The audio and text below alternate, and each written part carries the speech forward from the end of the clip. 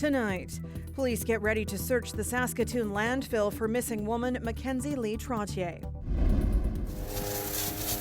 Also, as wildfire season approaches, remote First Nations prepare to fight from the ground up. When will we put an end to this wacko policy? The leader of the Conservative Party is kicked out of the House of Commons by the Speaker. This is CBC Saskatchewan News.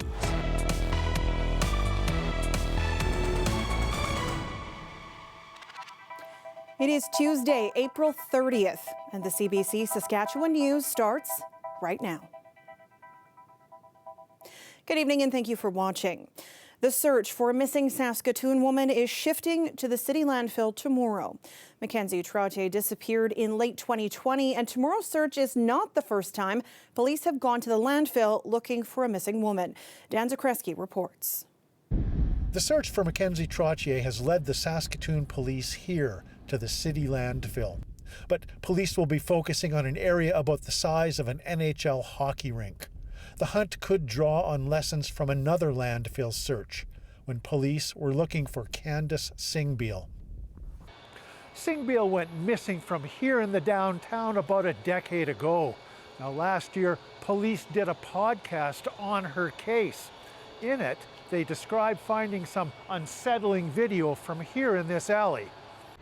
We became aware of a person in the back alley appearing to carry something large in a white sheet and throw it into a dumpster.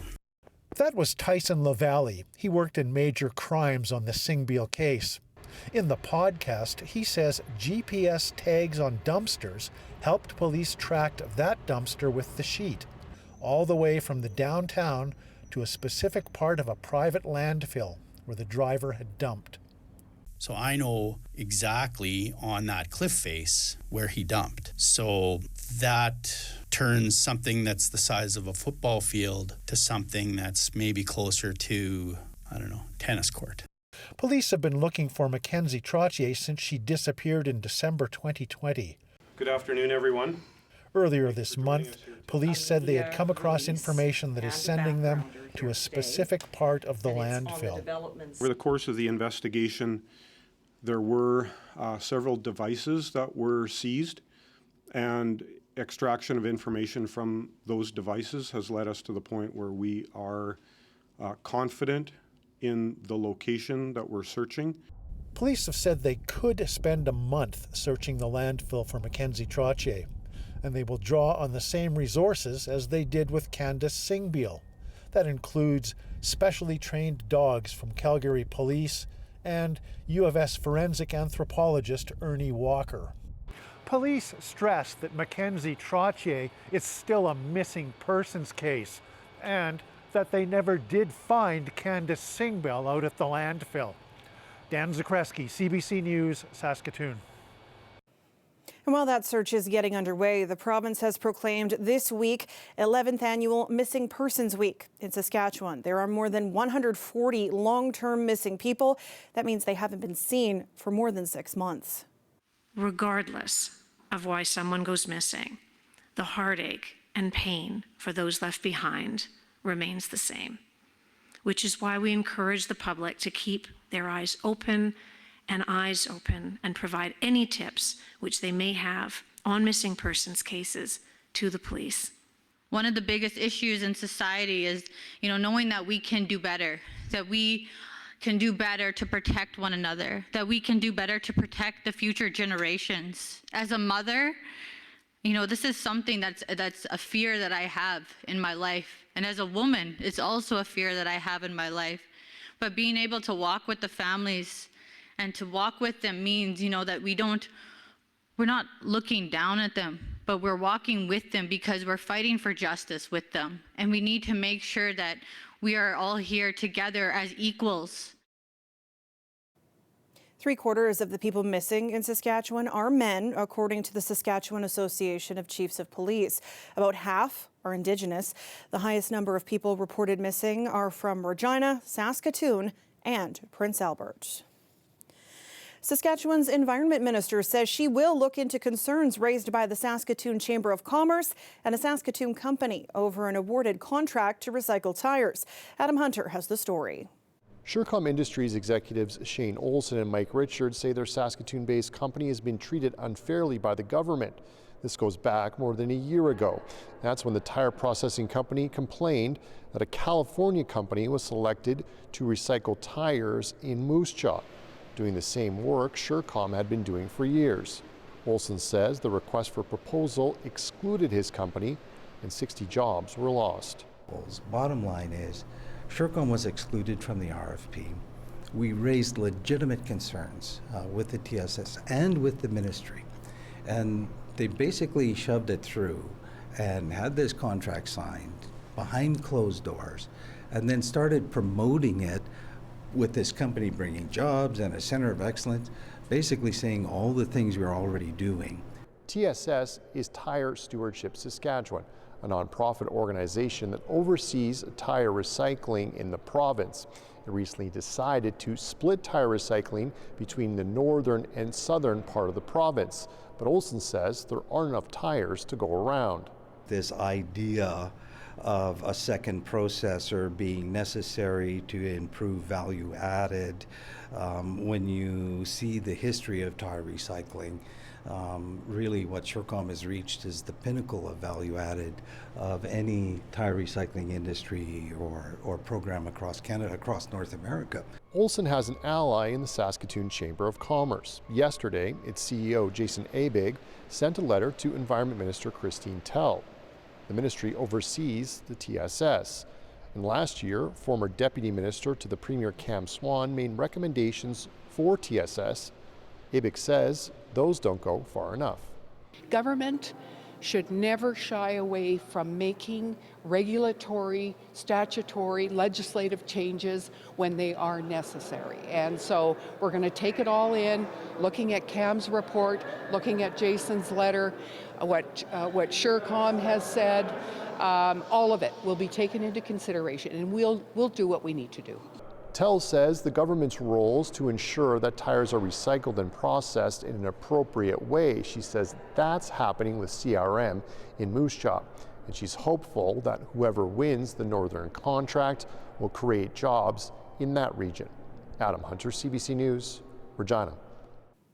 3 people had to be treated in hospital for stab wounds after an alleged attempted robbery this morning in Saskatoon. It happened around 6:15 on 20th Street near St. Mary's Church. Police say a woman approached a man and a woman on the street. She tried to rob them at knife point, but they were also armed. Police say none of the injuries are life-threatening. It follows a violent couple weeks in Saskatoon. There was a stabbing on 8th Street East just 5 days ago. And 2 weeks ago, 25-year-old Cade Lee was shot to death just after midnight just outside St. Mary's. The day before, 24-year-old Melissa Duquette was killed. The 7th and 8th homicides of 2024 in Saskatoon. The public's trust and confidence in the Regina Police Service has increased, according to a new survey. It's part of a report on the Police Service's Community and Perception Survey. It was presented to the city's Board of Police Commissioners this morning. One of the conclusions is visible minorities reported more positive perceptions of the police service than white or Indigenous respondents. It's the first time data from the survey specifically isolated the thoughts of visible minorities, and that's welcomed by the Chief of Police. Well, I think it's good that it's been broken down, and I think it's reassuring as a city that when newcomers are coming here from across the world or across Canada, they're feeling that they've got the trust and confidence in the policing. Police Chief Farouk Sheikh also believes the support comes from having a more diverse police force. Sheikh says it's important for a police force to look like the community it protects. When it comes to remote wildfires, First Nations community members are often the first to feel the heat, smell the smoke, and try to get a handle on the danger. Despite new money from Ottawa, many communities are preparing for what could be a catastrophic season. Sam Sampson reports. In a wildfire, this force and this team could save entire ecosystems. I love trees, right? So when I see them burn, I don't like that. So I like to go out and, the aspect of saving nature is really heartwarming, I guess. But saving people and homes is what inspired Calvin Charles to take up firefighting. 8 years ago, his own home in northern Saskatchewan was almost destroyed. After getting evacuated and stuff, I didn't really like it, and I felt like helpless. So he and others from around the north are learning to use what they can to protect their homes.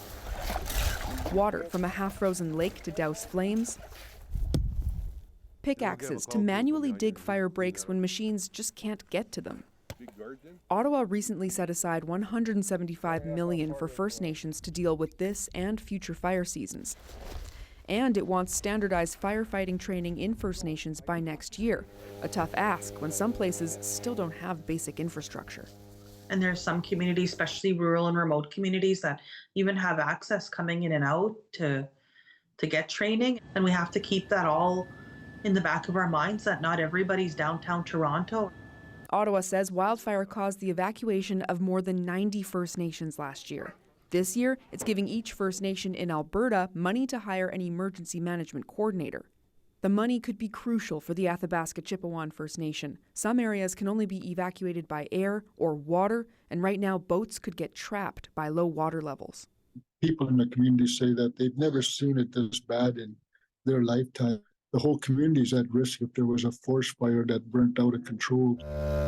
That fear of getting stuck keeps these men going, to keep the fires at bay, to save lives and their homes. Sam Sampson, CBC News, on the shores of Lac La Planche, Saskatchewan.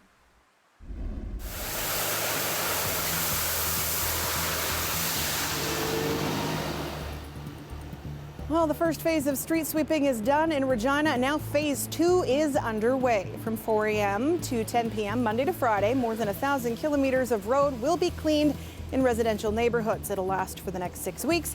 In Saskatoon, residential street sweeping begins in May. We'll be back after the break.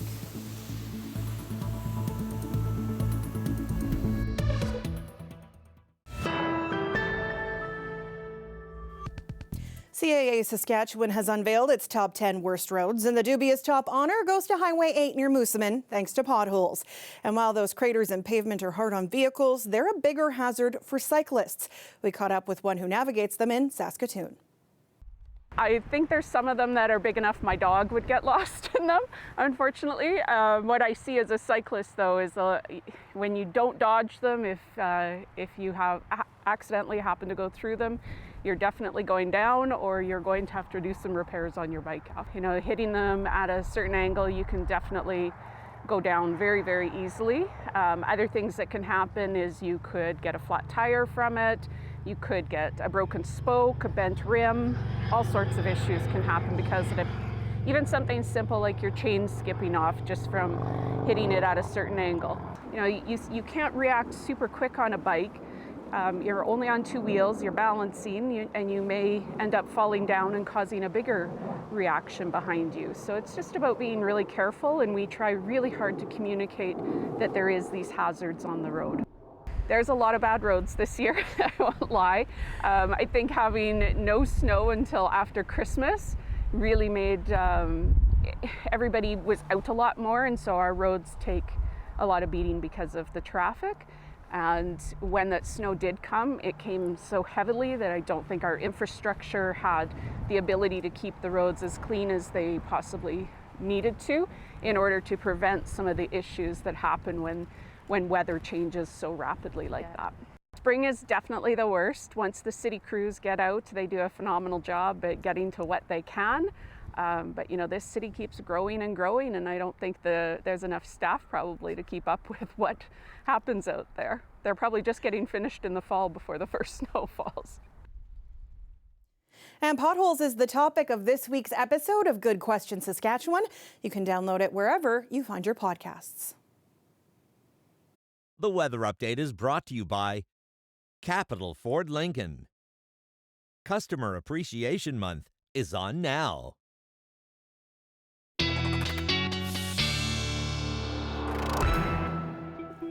A live look now at a cloudy and 8-degree Regina. Big change from yesterday, and it's been a wet and dreary day for much of the province.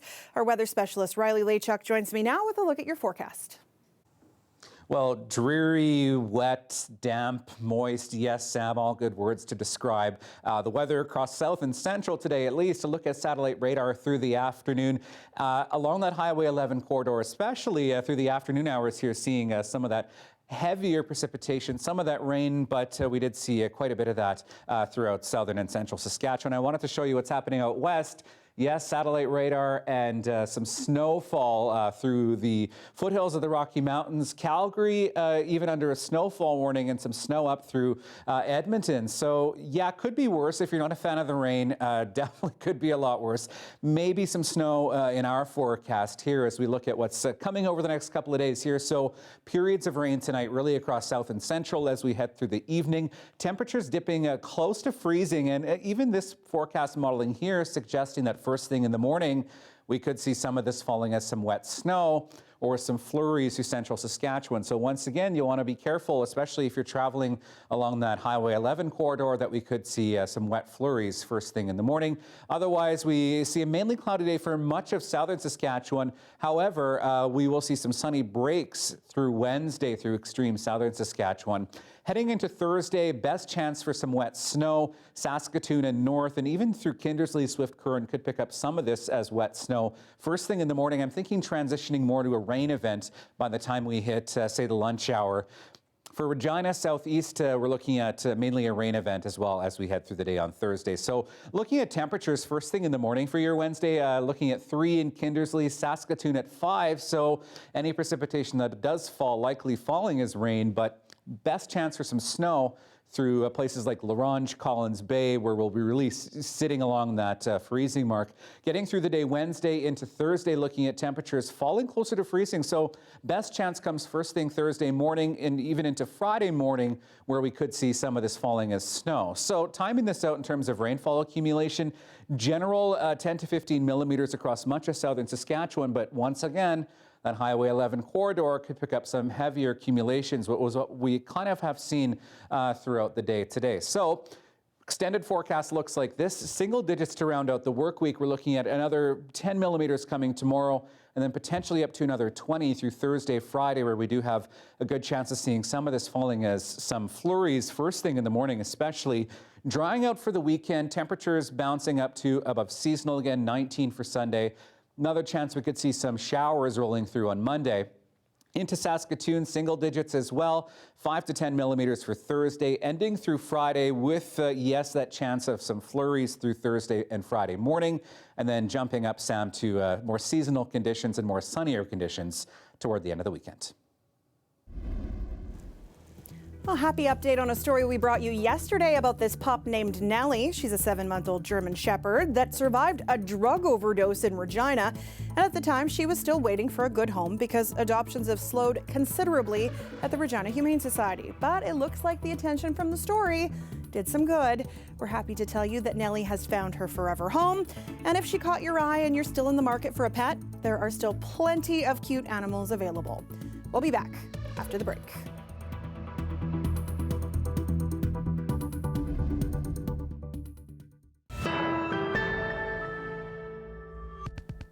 Welcome back. Today marks the last day of Passover for the Jewish community. The celebration starts with the Seder meal and retells the story of the Exodus of Egypt. The theme is freedom. And in light of the Israel-Hamas war, one Saskatoon rabbi says they did something different this year. They're dedicating the day to the people who've been held hostage by Hamas. This is the room where the congregation held the Seder dinner, and on the walls are photos of the 133 hostages. They were abducted after the October 7th surprise attack that killed 1,200 people. And in each one of the tables where members of the community were celebrating, we left an empty chair. And we prayed for them, and we prayed for peace, and we hope that soon that they are going to be back with their families and friends. He says the community is also worried about growing anti-Semitism in Canada. The Israel-Hamas war has been going on for more than 200 days. The death toll in Gaza has soared. More than 30,000 people have been killed and thousands of people are starving. A judge in Montreal has been hearing arguments for an injunction against pro-Palestinian demonstrators at McGill University. 2 students want 5 groups prevented from protesting within 100 meters of the school's buildings. The protesters set up an encampment at the university 4 days ago. They're demanding the school divest from companies with business interests in Israel. McGill has asked police to intervene, but so far, officers haven't been deployed. The department says no crime is being committed, but it will enforce an injunction that orders the protesters to leave if necessary. Conservative opposition leader Pierre Poilievre was expelled today from the House of Commons. It's rare for a speaker to take such a measure. Greg Fergus accused him of unparliamentary language. Poilievre refused to withdraw.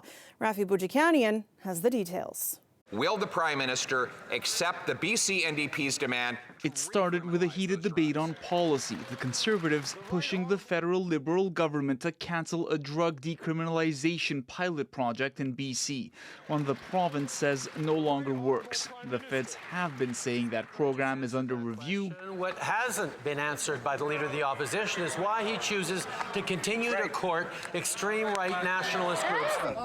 Last week, Pierre Poilievre stopped at a roadside in Nova Scotia to meet this group. His party says they understood it to be a carbon tax protest camp, but it had at least one logo linked to a far-right militia. I always condemn extremism and racism, including from the guy who spent the first half of his adult life as a practicing racist. That got the speaker issuing this warning. And I'm going to ask all members to control themselves.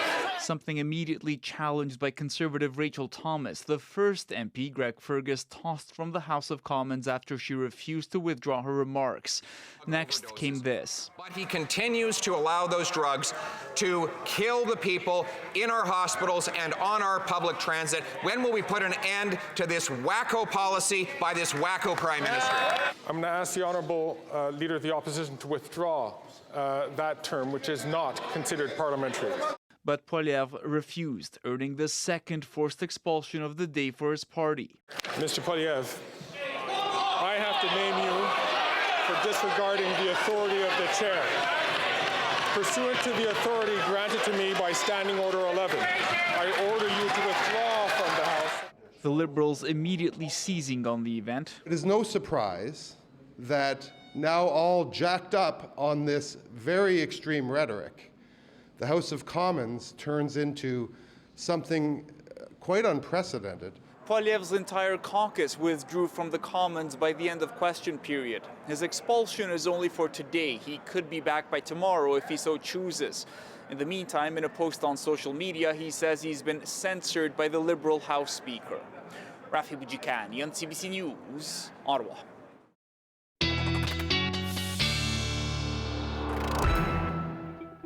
Well, another gray day coming for most of us as we head through your Wednesday. Like I mentioned earlier, except for that extreme southern part of Saskatchewan, Assiniboia, Estevan, best chance of some sunny breaks tomorrow. Still, though, a good chance across southern and central, at least for some periods of rain throughout the day tomorrow. The further north you go, especially.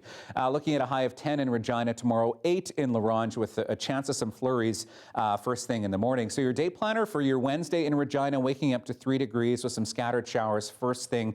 West winds to 30 in the afternoon tomorrow with a high of 8, periods of rain through the day. Much the same for Saskatoon, starting with a rainy 5 tomorrow, 6 by noon, and we're looking at Sam, a 7-degree high tomorrow afternoon. Periods of rain on and off, so another wet day ahead. And that is it for us tonight. For News Anytime, you can head to cbc.ca/sask or /Saskatoon. You can subscribe to the CBC Saskatchewan YouTube channel or download the CBC News app on your phone or tablet. Thank you so much for watching. Have a great night.